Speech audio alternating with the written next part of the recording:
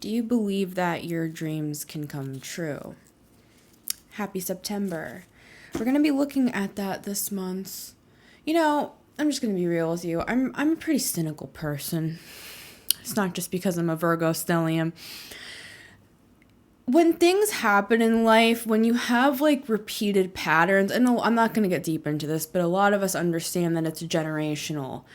That even if you were the strongest person in the world, it's not about that. It's about the fact that there are these certain patterns that many of us are called to break in this lifetime. Now, with that said, my point with this month's readings is for us to push through all of that resistance. Because I can sit here and be like, do you believe in magic? Do you believe in dreams? Everything that you believe will come true. That is true. If you believe it, you will have it. Because if you have it, you believe it. And if you believe it, you have it. So it's kind of like it's a manifestation. But many of us do not believe we are worth having things. And that comes from many, many, many generations for some of us of trauma, hardships, poverty. I'm not going to say all the things that I could say of forms of abuse and things like that. I don't want YouTube to freaking ban me. Okay. What we're looking at this month, it's not like a pie in the sky, like, oh, your dreams will come true. What it is that all your dreams will come true because you make them true. Okay. And there is a beautiful balance here between the masculine and the feminine energies. I'm only using those terms because we know what we're talking about. Personally, for me, I'm not going to get deep into this either. You can listen to my podcast if you want to. If you want to hear me go on for 45 minutes. For me, the masculine and feminine thing in the New Age community is challenging for me because of my queerness, because I have struggled with my gender. Masculine and feminine energies, all it is it's force versus reception. So when we're talking about making dreams happen, it's both. It's putting it like what I'm doing right now. I'm making this video, right? I could be sitting in my rocking chair right now thinking about oh my God, I want to have a tarot channel. But I suck at everything and all my ideas suck and it's like we can get caught in those patterns or we can just do the work. This is an example. I'm sitting here recording this video. That's that masculine quotations, masculine energy that I'm putting forward. But it's just as important to sit in that chair, let those ideas gestate, because this idea to do these readings, it came to me in a time where I was sitting out on my balcony, where I was just not even thinking about tarot. I wasn't thinking about the channel. I wasn't thinking about the things I wanted to do. I was just kind of in a state of gratitude, just looking at the sky, in a receptive feminine energy, just letting things be as they were, right? The idea came at that time. I took that idea in the feminine, and now I'm putting it out in the masculine. I saw this video in my mind's eye before I did it. Now I'm saying all this to say, this is an example for you, and that's what we're looking at this month. I could have sat in my chair with my familial patterns of, narcissistic abuse and all that crap, and been like, wow, I'm not worth anything. Nobody cares about me. I'm a worthless piece of blah, blah, blah, blah. Do you know how many years I've had to work through those thoughts? Come on, where's my congregation? Can I get an amen? Way in the back. How many years I've had to work through that crap? Okay, so it's not just about your dreams will come true. They will.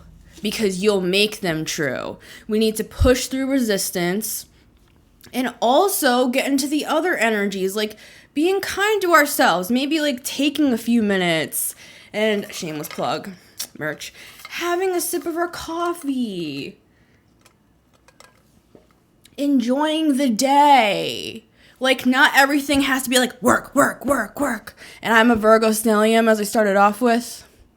Okay, so there has to be balance here. And it's not easy. That's why this month's readings are about pushing through resistance, if I were to sum it up. But in that's how we make our dreams come true. And it's not just a hard push of like, just put your nose to the grindstone and do it. You can't have a second to rest. You can't have a second to think. You can't have It's like, that's not going to work either. And that's why I'm saying it's a beautiful dance between the, again, masculine and feminine. The night and the day. You know, the action and the non-action. But if we're always working, the irony is you could put in work, and then have no results because there's no, like, heart in it. There's no you in it. You're just like a freaking robot. And a lot of us live that life. A lot of us are forced because I got bills to pay. Understand. I'm just going to be honest with you. I hate doing DoorDash, but I need to do it as a side gig right now so I can live my dream. So I can do my real thing, right? So some of you might have to do that as well. You might have to do a side gig thing. I'm going out tonight and doing it. Like, I'm tired. I work 6 days a week, and then the one day I have off, I'm like editing my podcast. And that takes a lot of work as well. And it's hard to do my podcast. I'm talking about really traumatizing stuff of me deconstructing my Christian faith that I had my entire life. I was a minister for 10 years, and everybody thinks I'm crazy for doing what I'm doing right now, talking to you. And that's why I'm sitting here saying dreams do come true. But I'm saying it in the way I'm saying it. Do you see what I mean? It's not just like, dreams do come true, like toxic positive bullshit. Dreams do come true, and they will come true for anybody. It's not for special people. It's not for perfect people. It's for people. Dreams do and will come true for you because that's what we're looking at. And it's like, what things do we need to focus on in order for that to happen? Because some of us might need to kind of mix up the energies a little bit. Like maybe, like me recently, I've had to pull back a little bit because all I've been doing is working. I probably wouldn't have come up with this idea if I didn't just sit with my coffee on my freaking balcony for 10 minutes. It's like, you can work, but are you alive? Are you good? Like, I'm an artist at heart. I'm a musician. I'm a writer. And it's like, I have not been able to produce that work because I've been doing the work. So this is my point. It's like, we're looking at what do we need to balance out? What resistance do we need to push through? Because there's a time for that. There's a time to push and there's a time to retreat. Right? So it's like, it's looking at all of that stuff and then being one within ourselves, aligning everything, and then going forward with all our heart and all our passion and giving everything our all and giving it our best. And then when we give it our best, we come back and we say, you know what? The dream that I'm living, this is the dream. So that's what we're looking at this month. Now, with that said, let's look at the spread. I'm going to do a 3-card spread using this Tarot of the Divine. Haven't used this deck in a while, and I wanted to pull it out because of the reds and the blues. Painted my nails red and blue. I have this blue necklace and the red dress. You know, I'm a Leo stellium too, so I always got to go jazz fingers with it. I don't know what to tell you guys. I can't just put out a reading. I got to do the whole thing. I got to match the colors. I got to set up the whole thing. You know what I'm saying? So this is going to be a 3-card spread using the Tarot of the Divine. And I like this deck because it's literally all folklore. It's all fantasy. It tales, you know. These are all like really interesting stories that we have going on in this deck. I'll see if I can show you a little spread here. If you can see it. Oh, there's my favorite card. Oh, no, that's not it. Well, the Death card is my favorite card in this deck. I don't know why. I just really like this card. It's like behind the curtain sort of a thing. Also, I love this Two of Cups because it's two men. Something a little different for once, am I right? If you can see, you'll see them. You'll see them during the reading. So we're going to look at 3 cards. I'm also going to be using this new deck that I just got, the Dreamweaver's Oracle. So we're going to take one of these cards, look at the message, and then we're going to kind of clarify that message with these cards. So I probably should have started off with this deck because I've been working with this for a couple weeks now, and I've really been, like, I've taken the time to really think about the messages, look at the imagery. It's a really cool deck.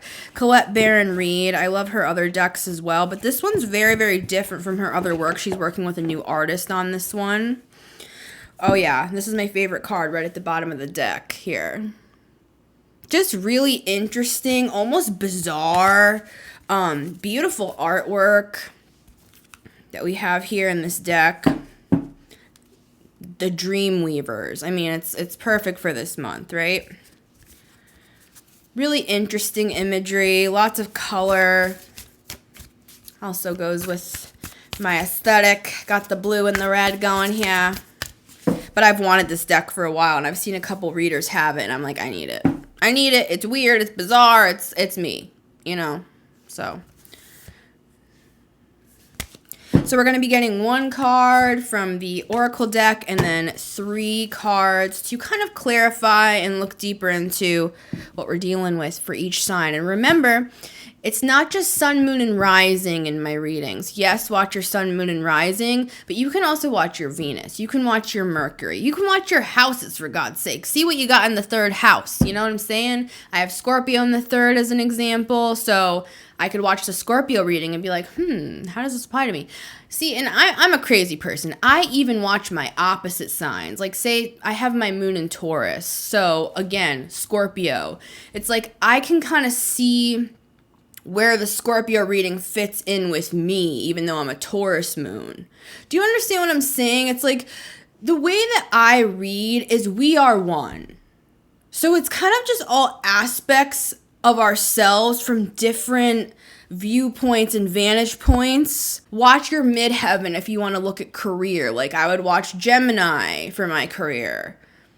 So, you know, there's something for everybody in these readings because that is my intention with these readings. As simple as that. I believe that what you believe is. That's it. So, much love, my friends. I've been Missy Gordon, the Metamystic here. Oh, one more thing.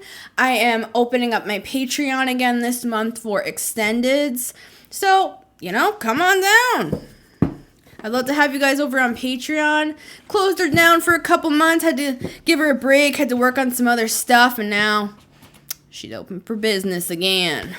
Link will be in the description if you're interested in any of the extendeds from this month. I will be offering an all signs package. So I'd love to have you guys over there. You can get all of your extendeds over on my Patreon. I love you, and I'll see you soon. Dreams do come true. I don't know why I did an Oprah, but I did an Oprah. You know, you get a car, and you get a car, and you get a car. I love bread. Thank you, New York. I'm out of here.